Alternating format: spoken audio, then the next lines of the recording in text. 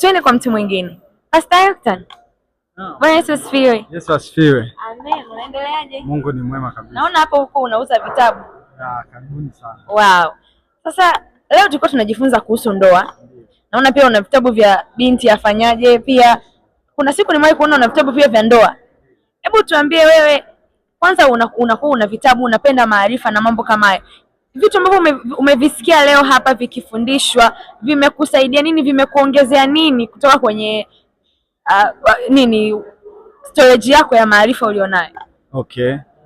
Kwanza niseme kabisa kuna nafasi kubwa ya kujifunza kutoka kwenye vitabu, lakini kuna nafasi kubwa pia ya kuwasikiliza watumishi wa Mungu ambao wameyaishi hayo maisha na upo nao kiuhalisia. Yes, Biblia inasema kwamba kwenye Ezekieli 2:2 kwamba aliposema nami roho ikaniingia.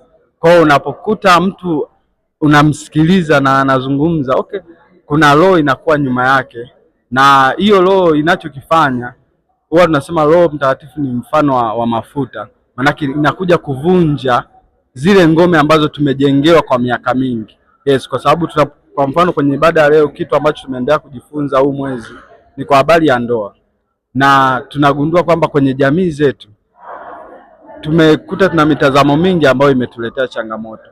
Kwa hiyo tumeendelea kujifunza, na kwa kadri ambavyo Mungu ameendelea kumsaidia baba yetu tumejikuta mentality zetu au mitazamo yetu imegeuzwa juu. Wow. Asante sana. Naamini ni mitazamo mingi ambayo inaendelea kuvunjwa na watu waendelee kuja ABC. Yes. Thank you. Thank you.